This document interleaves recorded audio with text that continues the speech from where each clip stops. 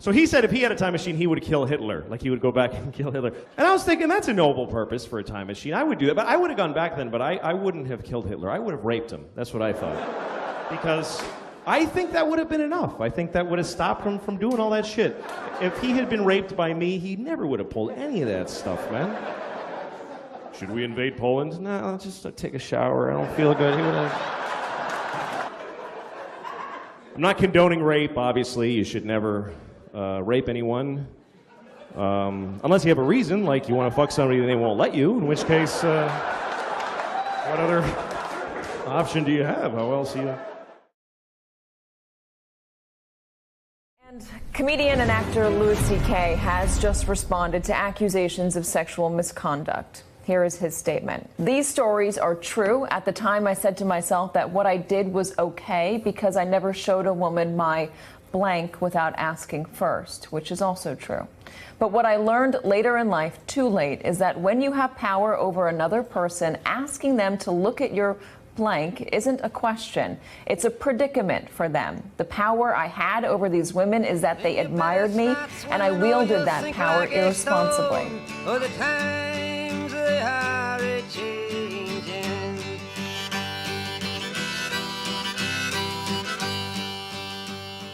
And now, for your viewing entertainment, End Times Media proudly presents The Airing of Grievances.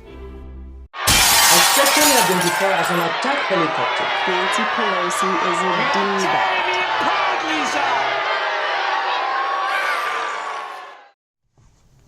Hello, and welcome to The Airing of Grievances. Did I just fall into a coma? Seriously, what in the everlasting, literal satanic hell is going on? What, was there just a full moon and we never recovered from it? Last I remember, the Democrats were the ones who didn't blindly accept law enforcement, and the Republicans were the morally righteous sexual Puritans who would be all up in arms if a public school even dared to have a sex ed class. Now, I guess due to the pure absurdity of the "you're fired" guy being elected president upsetting the balance of the universe or something, everything has been switched and shifted all around. For all I know, in 5 years, the Democrats will be the pro-life group because the fetus didn't sign a written consent form. Now, I already see you. You read the title of the video and you're about to scroll down into the comments section and say, hey, Me Too isn't about sexual purity. It's about allowing people to have a safe and secure environment to come clean about the sexual harassment that goes on in the Hollywood system, as well as the real world. Feminism for life! Well, yeah, I agree. And that's why, on its face, I really do support the Me Too movement.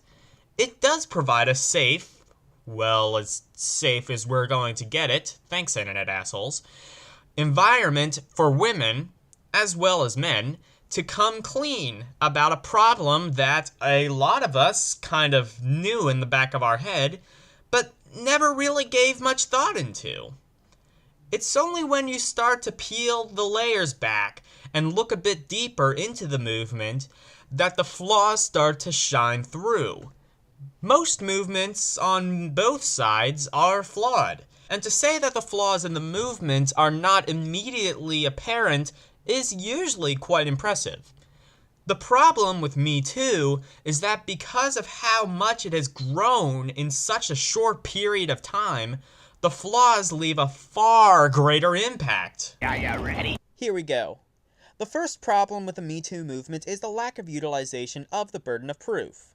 Now granted, this is more a side effect of the outrage culture in general, which, yes, I am aware that having a show called The Airing of Grievances and outraging about outrage culture is the dictionary definition of hypocrisy, but the Me Too movement has arguably made the issue worse.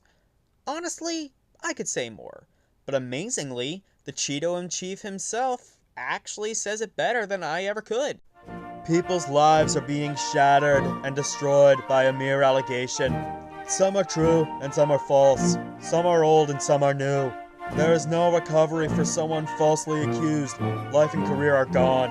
Is there no such thing any longer as due process? Now, one could argue and say, hey, practice what you preach, dumb Donald. And that argument is something I like to call logical. But you can't really argue with the statement on its face. Heh, what do you know? I guess a broken clock is right twice a day. Am I saying we shouldn't listen to a man or woman when he or she is trying to come out? No, of course not. And granted, the Rob Porter incident that Trump was referring to is probably legitimate in my opinion.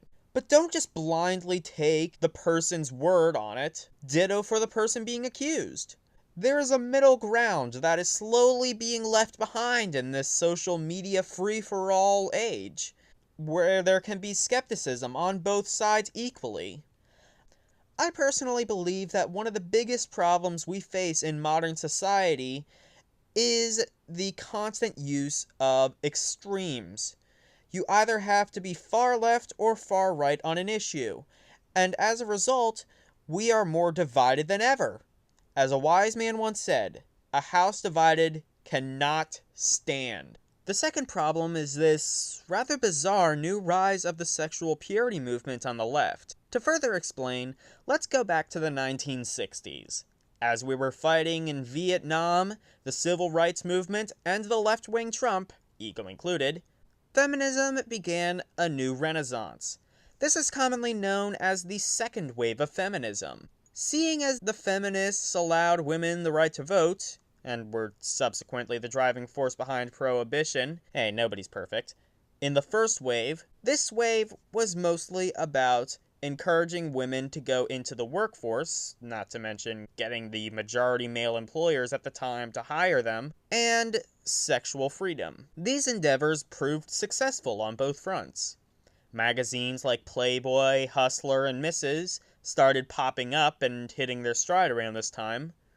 More revealing outfits like the bikini and the miniskirt became all the rage, and hugely popular sex icons like Marilyn Monroe and Zsa Zsa Gabor took the world by storm.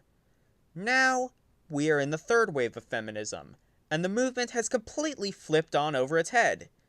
Now, I won't be the typical Billy Badass on YouTube and say that the third wave was the worst thing since moldy bread, as there were several positive things we can take from it.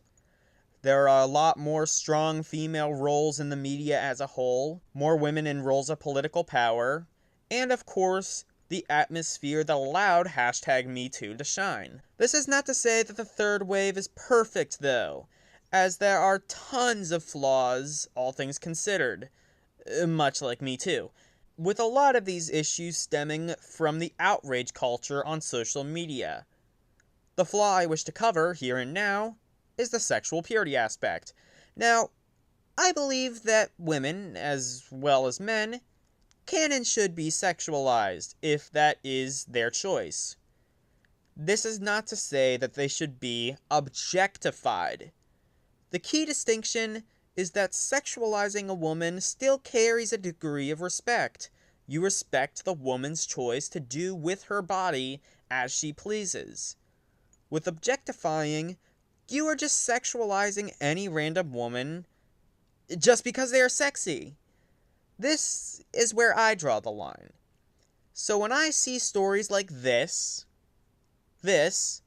or even this, it makes me feel like we are taking one step forward and two steps back. These are people with jobs. They purposely went in and took the effort to apply. Why would they do all of this if they didn't feel like it was within their best interest? Going back to the Grid Girls situation, these women are getting paid large amounts of money. Now, be forewarned, a lot of the following information comes from The Sun, which, while unfortunately not the most trustworthy source in the world, is all I was able to gather. I will leave a link in the description, and I highly suggest you give it a read and come to your own conclusion about its accuracy. According to the source, it is unclear how much they really make, but former grid girls have said that the salary is enough to pay for them to go into college and start a modeling career. Now, the grid girls will be replaced with grid kids, because nothing says we're going in the right direction like child labor. Now, granted, it's unknown when or how these kids will be paid, but more than likely, this was done as a means to boost profits than promote equality. Finally, we come to the third problem, and this is really the biggest issue I have. As a collective, we are focused so much on the people who are called out, fired, or otherwise punished in some way for sexual harassment that we lose track of the bigger picture. Now, I'm not going to act naive and pretend like I don't know why this is. Celebrity drama is fun, and it's neat to see rich and powerful people fall down so easily, like David taking on Goliath. The big issue, however, is that there is an entire industry where it is acceptable to sexually harass, or even worse, men, women, and even children. There are even Hollywood parties that essentially double as child brothels, and law enforcement doesn't even bat an eye. The way it works in this and many other developed and non-developed countries, rich people, including entertainers, can successfully bribe their way up to the top and overpower the law. O.J. Simpson, Bill Cosby, R. Kelly, and even Donald Trump have been given the green light by the courts. This is not to say that they aren't responsible for their actions. Of course they are. And the people accused, assuming they actually did it, deserve everything they got. But the next step in the Me Too movement is to really shine a light on the Hollywood system and show the world how it operates. Bye-bye. Only women bleed. Only women bleed. Only women bleed.